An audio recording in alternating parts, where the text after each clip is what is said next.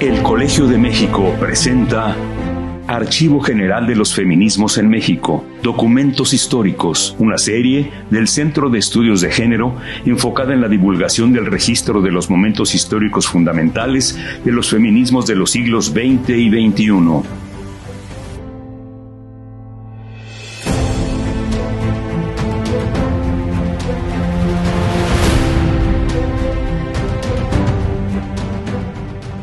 Hola, soy Gabriela Cano, soy coordinadora de esta serie de podcast y soy profesora del Centro de Estudios de Género.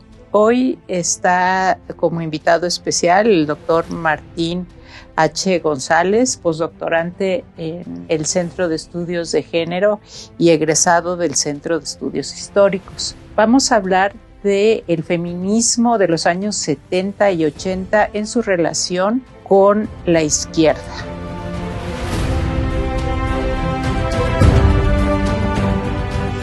Es hora de abrir el archivo. Soy feminista.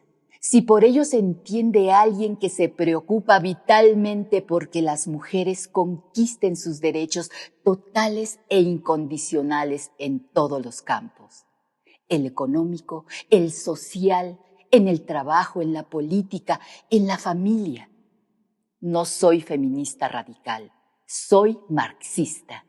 Pienso que la principal contradicción del mundo actual está entre el imperialismo y los movimientos de liberación del tercer mundo. Creo que la total libertad de la mujer tiene que provenir de su total igualdad económica. No creo que la revolución socialista automáticamente libere a la mujer, pero sí pienso que es el primer paso indispensable sobre el que se tendrá que construir todo el resto. Creo que continúan habiendo muchísimos machismos, sexismo y prácticas discriminatorias contra la mujer, aún en los países socialistas o cuando menos en aquellos que mejor conozco. Comenzamos este episodio con una cita de Margaret Randall, escritora estadounidense nacionalizada mexicana. A Randall se le negó la tarjeta de residencia norteamericana cuando quiso regresar a su país de origen, con el pretexto de que su intención era propagar las ideas del comunismo, de que había sido parte de distintos partidos comunistas en Latinoamérica y no deseaba el orden y la felicidad de los Estados Unidos. Esta cita es parte de la entrevista de Beth Miller a Margaret Randall, publicada en el primer número de la revista Femme en diciembre de 1976. Como mencionamos en el episodio anterior, dedicado al nuevo feminismo y la liberación de las mujeres, en el nuevo feminismo mexicano sobresalieron al menos dos tendencias políticas. El feminismo socialista, que veía el capitalismo y el patriarcado como las causas de la opresión de la mujer, y el feminismo liberal, que luchaba por la inclusión de la mujer en el ámbito público en condiciones iguales a la de los hombres. Una tercera tendencia fue el feminismo radical, que consideraba que el conflicto entre los sexos era la causa central de la opresión de las mujeres. A lo largo del siglo XX, la relación de los feminismos mexicanos con la izquierda política ha sido a la vez productiva y tensa.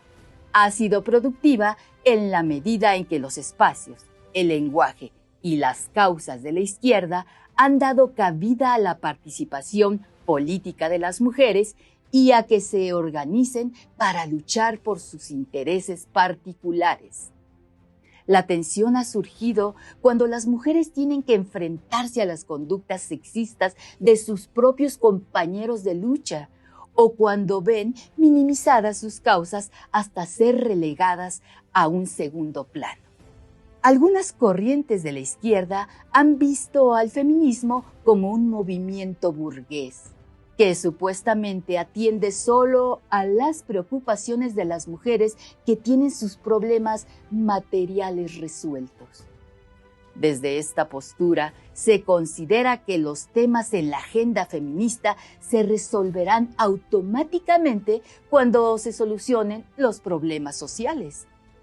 Es por eso que dan más importancia a los movimientos de los trabajadores y la revolución proletaria. Estas ideas fueron compartidas por militantes izquierdistas, hombres y mujeres, quienes a pesar de apoyar las causas de las mujeres, se negaron a ser etiquetadas como feministas. En la segunda mitad del siglo XX, la tensa relación entre la izquierda y los feminismos se manifestó de distintas formas, conforme se desarrollaban los movimientos nacionales e internacionales. Para la izquierda de América Latina, el triunfo de la Revolución Cubana fue el acontecimiento internacional de mayor trascendencia. La Federación de Mujeres Cubanas nació de esa revolución y fue inspiración directa para la Unión Nacional de Mujeres Mexicanas, junto con el auge de los movimientos revolucionarios y de liberación nacional en América Latina. Ambas agrupaciones, la cubana y la mexicana, veían con desdén y combatían a los movimientos feministas. Teresita de Barbieri, investigadora de origen uruguayo, radicada en México, impugnó la visión negativa que la Federación Cubana sostenía sobre el feminismo en un artículo publicado en la revista FEM. La Federación de Mujeres Cubanas sostiene que el feminismo es una corriente alentada por el imperialismo para atribuir a la diferencia de sexos y no al sistema de relaciones socioeconómicas la situación de explotación y discriminación contra la mujer. El objetivo sería producir un enfrentamiento entre los sexos y hasta una oposición a la maternidad, dirigida a dividir el movimiento revolucionario. Las organizaciones políticas de la izquierda no han comprendido el problema de la mujer. O hemos sido flores de adorno, o hemos sido seres asexuados o indiferenciados. Nuestros problemas como mujeres, la doble y hasta la triple jornada, el tener que responsabilizarnos casi con exclusividad de nuestros hijos, que son hijos de varón y de mujer, la discriminación constante y en todos los planos, no nos ha sido reconocida en el discurso, en la práctica militante, ni en el proyecto social. Hasta objetos sexuales hemos sido en los partidos y organizaciones de izquierda. Por el contrario, es cada vez más amplio el número de mujeres que en el desarrollo del movimiento han profundizado en sus causas y en la transformación de los niveles de lucha. La preocupación mayoritaria del feminismo es hoy una transformación radical en las estructuras del poder, una nueva forma de poder en todos los niveles de la sociedad, basada en el consenso y no en la coerción y el autoritarismo. En otras palabras, la corriente mayoritaria del feminismo retoma la vieja tradición revolucionaria, la que nos legaron Marx, Engels, Lenin, Trotsky, Rosa Luxemburgo, Gramsci, que une pensamiento y práctica, la que nos enseña que todo puede y debe ser cuestionado, la que nos indica que si un sector de la sociedad se expresa, organiza y lucha, es necesario estudiar y analizar por qué lo hace y no aplicarle etiquetas o desconocerlo. La llamada nueva izquierda, que rechazaba la ortodoxia y el autoritarismo de los partidos comunistas, se manifestó en Europa Occidental y Estados Unidos en la década de los 60. Y también se conoció en México. Esa renovación de la izquierda se mostraba abierta a incorporar en su lucha a los movimientos juveniles y de las mujeres. Pero muchos sectores no aceptaron al feminismo y se negaban a que las demandas de las mujeres tuvieran la misma importancia que las del proletariado. En México, los ánimos de la izquierda se removieron de muchas maneras ante estos cambios. En 1961 se formó el Movimiento de Liberación Nacional, que buscaba reafirmar los principios de la Revolución Mexicana y retomarla como proyecto, reuniendo a las izquierdas en torno a la figura del expresidente Lázaro Cárdenas. La presencia de las mujeres en el Movimiento de Liberación Nacional fue reducida. Entre las participantes más prominentes estaba Clementina Batalla, viuda de Bassols, quien se concentró en promover las relaciones culturales entre México y la Unión Soviética, así como la periodista Adelina Zendejas. Sus trayectorias eran muy distintas entre sí, pero coincidían en reconocer la importancia de organizar a las mujeres en agrupaciones propias que apoyaran la lucha de clases. Además, ambas desconfiaban del nuevo feminismo y su énfasis en las libertades personales y sexuales de las mujeres. Algunas integrantes del Movimiento de Liberación Nacional crearon la Unión Nacional de Mujeres Mexicanas en 1964. Esta nueva organización reunió a mujeres de izquierda con simpatía política o militancia en el Partido Comunista Mexicano. Algunas de sus integrantes eran viejas luchadoras sufragistas, como Adelina Zendejas, quien había participado en el Frente Único Pro Derechos de las Mujeres en la década de los 30 y continuó su lucha en favor de las trabajadoras y su derecho a contar con guarderías provistas por el Estado. La Unión Nacional de Mujeres Mexicanas estaba afiliada a la Federación Democrática Internacional de Mujeres, organización internacional de tendencia comunista y prosoviética, fundada en París después de la Segunda Guerra Mundial. En los 60, la Unión sostuvo una postura pacifista. Se oponía a la guerra de Vietnam y mostró solidaridad con el movimiento estudiantil de 1968, al apoyar las protestas estudiantiles contra el gobierno y exigir el cese de la represión. En la década de los 70, con la aparición del nuevo feminismo en México, la tensión con la izquierda aumentó. La mayoría de las activistas del nuevo feminismo formaban parte de la izquierda universitaria y compartían el discurso marxista que buscaba llamar la atención de la sociedad mediante protestas pacíficas para poner fin a la desigualdad económica entre las clases sociales, mediante reformas aplicadas por el Estado. Las herramientas teóricas del marxismo fueron claves para conceptualizar la postura feminista sobre el trabajo dentro y fuera del hogar. El trabajo invisible de las mujeres en el hogar abarcaba la preparación de los alimentos, el cuidado de la infancia y de las personas enfermas y adultas mayores, además de las tareas de limpieza. Este trabajo hacía posible que los hombres se ocuparan del trabajo remunerado y llegaran a casa a descansar y recuperar fuerzas. En cambio, las mujeres estaban obligadas a cumplir con una jornada laboral remunerada fuera del hogar y una segunda jornada laboral dentro de su casa.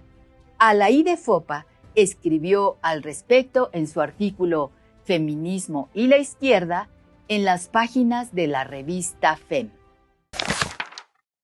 Se han planteado ya en este ciclo las contradicciones que existen entre feminismo y socialismo, entre liberación de la mujer y lucha de clases, entre la problemática femenina y los programas de la izquierda en sus partidos.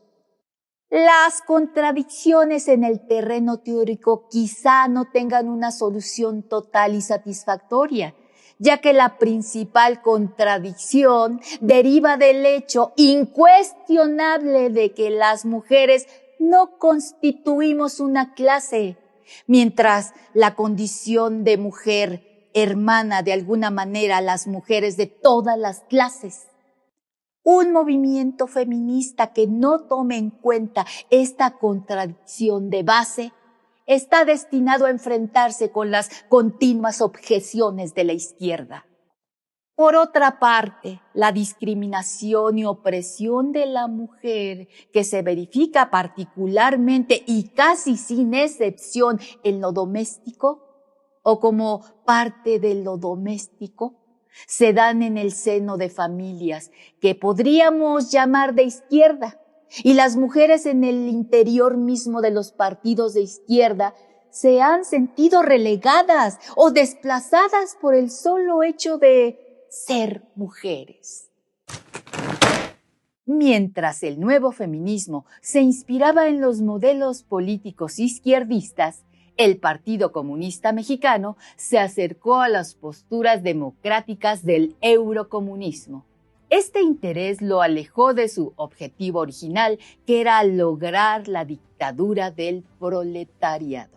En cuanto al tema de los derechos reproductivos, el activismo feminista optó por una postura de izquierda que se manifestó en la demanda de aborto libre y gratuito. Las peticiones no se limitaban a la despenalización. Se buscaba que fuera un servicio de salud provisto por clínicas públicas al que pudiera acceder toda la población.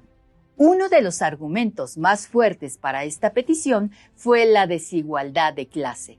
Las mujeres con medios económicos podían viajar al extranjero o acudir a un servicio médico privado para interrumpir un embarazo no deseado, en condiciones que no pusieran en riesgo su vida. Mientras tanto, la mayoría de las mujeres mexicanas se veían obligadas a poner en riesgo su vida o su salud al provocarse un aborto ellas mismas o acudir a consultorios clandestinos e insalubres. La Coalición de Mujeres Feministas fue formada en 1976 para unir los esfuerzos de núcleos activos en la capital del país. Entre sus principales acciones estuvieron la lucha por la despenalización del aborto y llevar a la discusión pública el tema de la violencia hacia las mujeres ocurrida dentro y fuera del hogar. La coalición se definió como una organización de izquierda, pero consideraba imposible la doble militancia. Para pertenecer a la coalición, una agrupación no podía formar parte de un partido político. Esto lo dejaron muy claro en uno de sus proyectos de estatutos. La Coalición de Mujeres Feministas se define a sí misma como una agrupación de izquierda, entendida la izquierda como una actitud práctica y teórica de cuestionamiento del sistema vigente y la lucha por el cambio.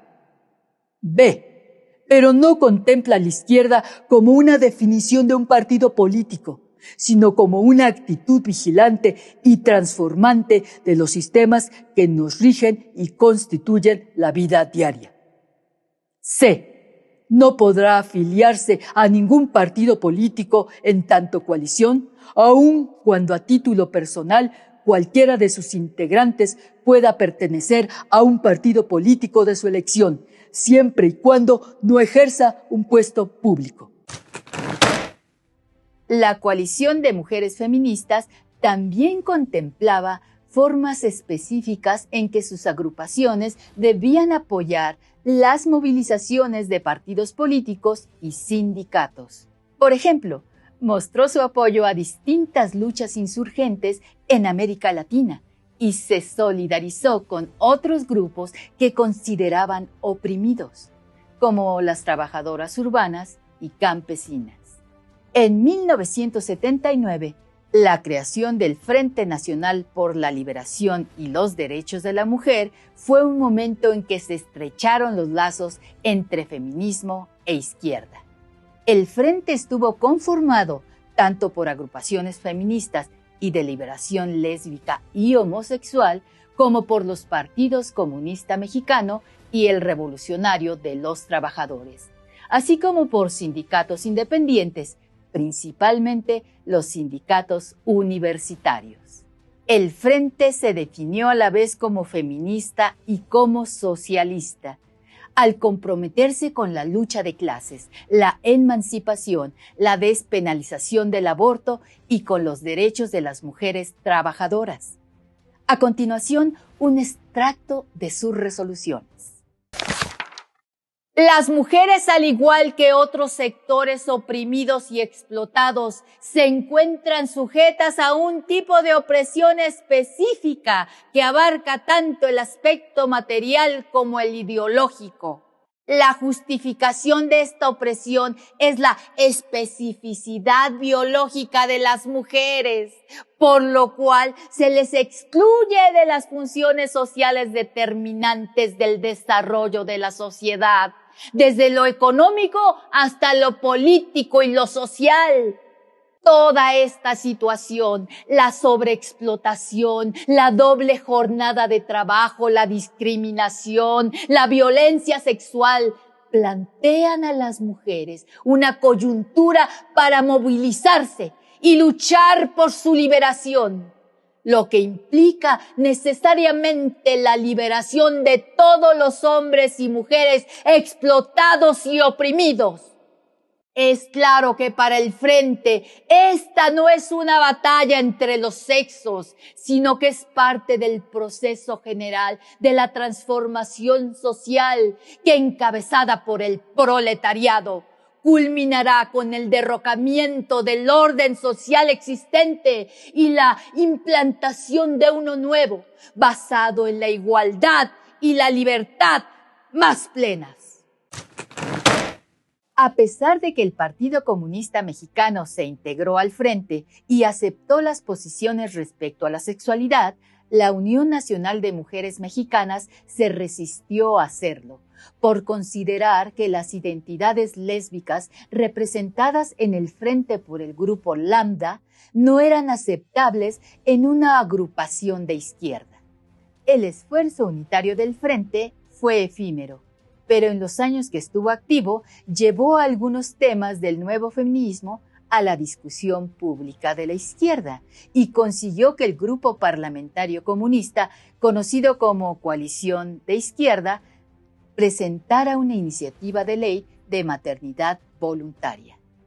Si bien la iniciativa no prosperó y quedó en el olvido, fue una muestra de la colaboración tensa pero productiva entre el feminismo y la izquierda.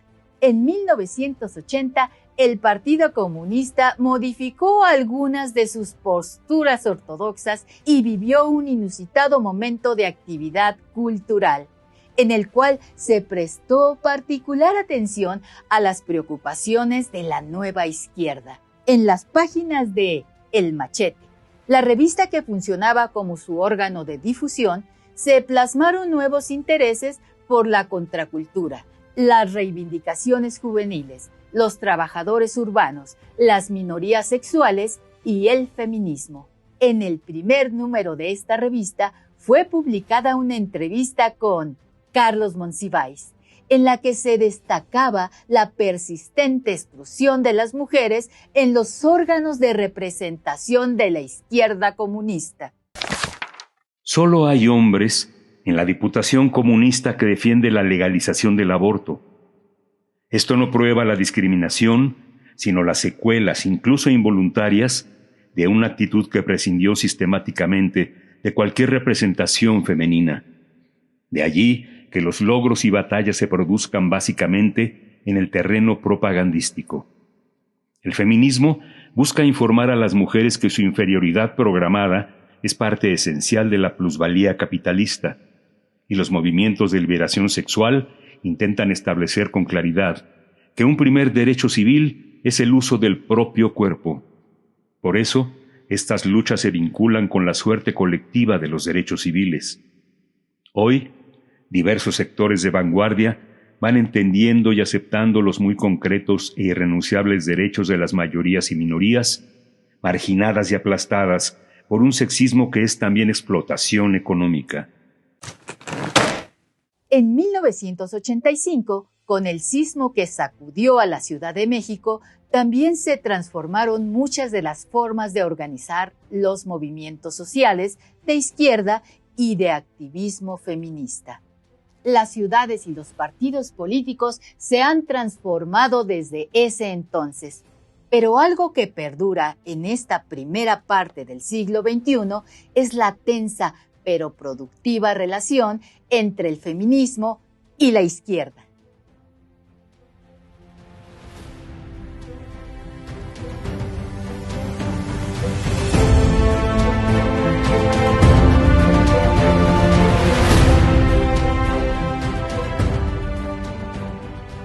Estamos entonces conversando con Martín. Y Martín, una idea que me comentabas en otras ocasiones es esto que sale en el guión que acabamos de escuchar, esta tensa pero productiva relación entre el activismo feminista y la izquierda en los años 70. ¿Cómo ves tú esto? ¿En qué es productiva esta relación? Pues es productiva en la medida, me parece, en que aporta un marco de referencia para las mujeres feministas, sobre todo las mujeres feministas de este periodo, el llamado nuevo feminismo de los años 60 y 70, para entender su situación de opresión. Es decir, hay un esfuerzo bastante explícito de estas mujeres que además, en efecto, además eran mujeres de clase media, universitarias y profesionistas, pero que suscribían distintas escuelas de pensamiento de izquierda por utilizar el marco analítico del marxismo para entender su situación de opresión, haciendo una especie de símil con su situación como mujeres y la situación de las clases. Además, creo que las herramientas teóricas del marxismo le otorgaron a las mujeres feministas de este periodo una forma de relacionar su situación de opresión, incluso su opresión al interior de los hogares, atrapadas en los roles sexuales, en relación con el trabajo. Es decir, las herramientas teóricas del marxismo les permitieron a estas mujeres entender cómo el trabajo doméstico no remunerado generaba, pues, justo la plusvalía de la que hablan las teorías marxistas, de la que se beneficiaban los burgueses. Y es algo que vemos en los archivos que acabamos de revisar, como el trabajo de las mujeres en el hogar que permitía a los trabajadores tener, digamos, reiniciar su trabajo al día siguiente con comida preparada, con ropa limpia y demás, es precisamente el que permite que la burguesía dueña de los medios de producción aproveche una parte de ese trabajo y se quede con la plusvalía que genera ese trabajo no remunerado. Entonces, en ese sentido, creo que las feministas de esta generación estaban haciendo un esfuerzo muy sistemático por insertar su discurso en la cultura política de su tiempo, que estaba tan marcada por el marxismo. Sí, sus interlocutores principales es la izquierda, o sea, ellas son mujeres de izquierda que tuvieron una formación política dentro del movimiento estudiantil, tuvieron una cercanía mayor o menor con la reconstitución de la izquierda después del golpe al movimiento estudiantil, y también intentaron formar alianzas políticas prácticas con grupos de izquierda. ¿Qué hay esto de las alianzas y cómo lograron establecer este diálogo ya no teórico con el marxismo, sino con los grupos que había en México? Hubo logros, pero también hubo ciertos nudos donde de plano ya no se pudo avanzar. ¿Cómo ves esto, Martín? Sí, pues sin duda, pues uno de los lugares comunes de los que hablamos normalmente cuando hablamos de la relación entre feminismo e izquierda es que, en efecto, dentro de los circuitos políticos de la izquierda en México dígase los sindicatos o los partidos políticos, sin duda dominaba una cultura misógina y sexista en muchos casos, sin duda no en todos porque hubo ventanas de oportunidad, pero esos fueron muchos de los problemas a los que se enfrentaron las mujeres feministas de la década de los 70 para establecer alianzas. Digamos, además de esta cultura misógina y sexista, se creía que los problemas que las mujeres feministas estaban tratando de reivindicar en estos partidos y en estos sindicatos se encontraban en un segundo plano. La cultura política también indicaba, digamos, al margen de la teoría, que eso debía verse como algo que se resolvería cuando se resolvieran los problemas sociales más importantes, ¿no? Pero a pesar de eso, las mujeres feministas de la década de los 70 que suscribían este discurso de liberación de las mujeres, este nuevo feminismo, estrecharon lazos con partidos políticos como el Partido Revolucionario de los Trabajadores, como el Partido Comunista Mexicano, como distintos sindicatos, y como recién acabamos de ver revisando el archivo, también hicieron un esfuerzo por, a pesar de las alianzas, separar sus agendas, y la coalición de mujeres feministas tenía muy claro que, pues, para formar parte de la coalición debía unirse una agrupación de mujeres feministas que no fuera una rama femenil de un partido político propiamente dicho, a pesar de que entendían y de hecho veían como un problema la doble militancia, el hecho de que pues estaban conscientes que muchas de las militantes feministas también militaban a título individual en partidos políticos. Y bueno, además de esto, es muy importante mencionar el episodio del Frente Nacional por la Liberación y los Derechos de la Mujer, en el que muchos de estos grupos que formaron parte de la coalición de mujeres feministas hicieron un frente común con partidos políticos, con sindicatos, incluso con grupos del llamado movimiento de liberación lésbico homosexual, como se le conocía en ese momento. Y pues me parece que es un logro importante a destacar, porque lograron tender esos puentes y encontrar las agendas que tenían en común. Pero bueno, en el siguiente episodio estaremos hablando más sobre este fallido intento de hacer un gran movimiento de mujeres, un gran movimiento de masas. Sí tenían un discurso de izquierda que no logró arraigarse en la sociedad, y si bien hicieron importantes conceptualizaciones, pues no hicieron que las mujeres masivamente se organizaran. Y bueno, casi con esto tenemos que terminar, Martín. Muchas gracias por estar esta tarde con nosotros. Gracias por escucharnos. En el siguiente episodio hablaremos acerca de la libre expresión sexual y la relación entre el feminismo y el activismo LGBT.